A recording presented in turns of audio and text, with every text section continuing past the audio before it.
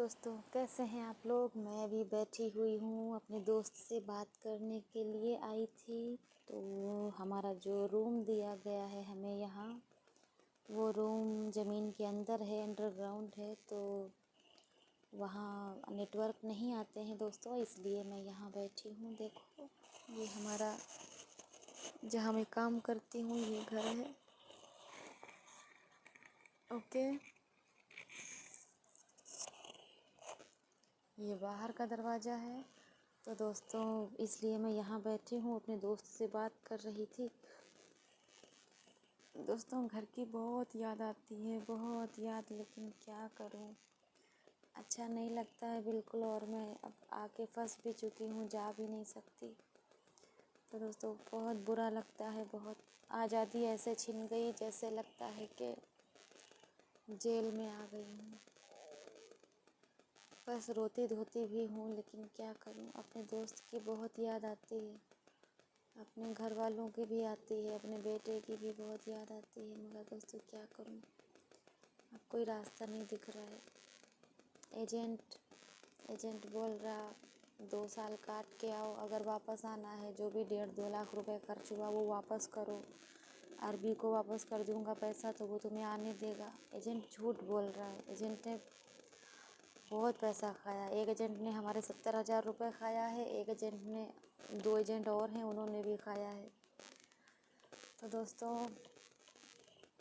जल्दी किसी एजेंट पे भरोसा कर। देखो मैं आई सही जगह पे हूँ, ओके, मुझे भेजा अच्छी जगह पे उसने है, लेकिन वहाँ से भेजा है एक काम के लिए। अब यहाँ पे ये लोग अगर 20 काम करवाते हैं तो एजेंट की गलती नहीं है, गलती इन लोगों की है, क्योंकि जो 4 लोग काम करते वो काम मुझे अकेले दे दिया गया। बात ये है, ठीक है दोस्तों। मुझसे कहा गया था वहाँ पे छोटे छोटे बच्चे हैं, उन्हें उर्दू और हिंदी सिखानी है, पढ़ानी है और उनका बस्ता साफ़ करना है। तो मैंने कहा था ठीक है, लेकिन दोस्तों यहाँ पे आके क्लीनिंग कही गई थी, तो क्लीनिंग में हर एक काम दिया गया है। झाड़ू लगाना, पोछा लगाना, 5 मंजिल का मकान है, पोछा लगाते लगाते ऐसी की तैसी हो जाती है। और दोस्तों बर्तन धोना, 10 बार खाना खाते हैं ये लोग, 10 बार बर्तन धोना पड़ता है। कपड़े धोने पड़ते हैं 20 बार। अगर ये लोग कपड़े उतारें तुरंत के तुरंत 20 बार कपड़े धोने पड़ते हैं। सभी कपड़ों पे शाम को प्रेस करनी पड़ती है। 5 मंजिल मकान है, जैसे ही ऊपर जाऊँ नीचे से एक इंसान आवाज़ देता है, भागते हुए नीचे आती हूँ। जैसे ही नीचे पूरा पहुँच भी नहीं पाती हूँ, ऊपर से फिर एक इंसान आवाज़ देता है, फिर भागते हुए ऊपर जाती हूँ। पैरों की हालत बिगड़ जाती है, थक जाती हूँ, चक्कर आने लगता है। और अगर ज़रा सा भी ऐसे कर दो तो कहते हैं टायर्ड टायर्ड टायर्ड, मतलब कहते हैं बस थक गई। तो बुरा मानते हैं।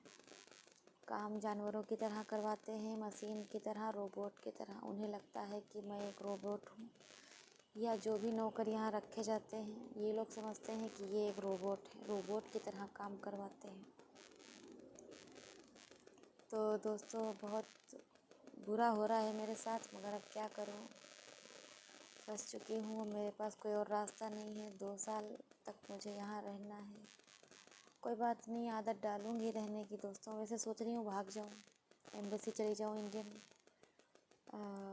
मेरा जो एजेंट था उसने बोला था कुछ भी दिक्कत हो तो इंडियन एम्बेसी चली जाना, वहाँ बचाया जाएगा तुम्हें। लेकिन बात ये है दोस्तों, यहाँ से रास्ता सामने ही सड़क है, आवाज़ें आती रहती हैं गाड़ियों की। लेकिन दोस्तों अगर मैं इस घर से निकल गई, और यहाँ का माहौल मुझे नहीं मालूम है, पता नहीं बाहर गाड़ी रुकेगी या नहीं रुकेगी। अगर नहीं रुकी और मुझे वापस आना पड़ा, मेरे पास पैसे नहीं है, पहली बात तो ये, 1 भी रुपया मेरे पास नहीं है। इंडिया का रुपया है 1500 है शायद, लेकिन यहाँ का, रियाद का, सऊदी अरबिया का रुपया मेरे पास नहीं है। दोस्तों बहुत डर लग रहा है कि अगर मैं यहाँ से भागी और वहाँ मुझे गाड़ी में किसी ने नहीं बिठाया, टैक्सी ना रुकी ना मिली, और अगर मैं यहाँ वापस आ गई तो अभी तो कुछ भी नहीं, हालत ख़राब है, फिर सचमुच मेरी हालत ख़राब हो जाएगी। इसलिए मैं भागना नहीं चाह रही हूँ। मैं सोच रही हूँ 2-3 महीने, 6 महीने, साल भर रहूँ, थोड़ा बुरा लग रहा है, लेकिन कोई बात नहीं, रहूँगी दोस्तों। देखो जैसे एक इंसान जेल में रहता है, कैसे रहता है, 5 साल भी रहता है, 8 साल भी रहता है, मजबूरी में रहता है ना, वैसे ही मैं रहने की कोशिश करूँगी। क्या करूँ, बस इसके अलावा कोई और चारा नहीं है। मेरी मम्मी लोग मुझे याद तक नहीं करती हैं। अगर मैं मैसेज कर देती हूँ तो आ जाता है जवाब, बाकी कोई इंटरेस्ट नहीं है किसी को। बस एक मेरा दोस्त है जो बहुत ही प्यारा था, उसे भी मैं खो चुकी हूँ, वो भी दूर हो गया मुझसे। बच्चा है मेरा, अब पता नहीं वो भी कैसा बनेगा। 2 साल बहुत होते हैं। लेकिन दोस्तों रिक्वेस्ट है, घर के काम में कभी मत सऊदी आना, कभी नहीं आना, कभी भी नहीं आना। कंपनी में आओ जहाँ 8 घंटे की ड्यूटी हो। यहाँ मुझे बताया गया था 10 से 12 घंटे की ड्यूटी, लेकिन यहाँ 18-19 घंटे ड्यूटी हो जाता है। सुबह 5 बजे उठती हूँ, रियाद का सुबह 5 बजे, सऊदी अरब का सुबह 5 बजे उठती हूँ, और रात का 9 बजे 9:30 बजे बज जाता है रात का। मतलब अपने इंडिया का उठती हूँ सुबह, हाँ इंडिया का उठती हूँ वही कोई 6 बजे, और फिर इंडिया का जब सोती हूँ तो बज जाता है 11, 11:30, 12।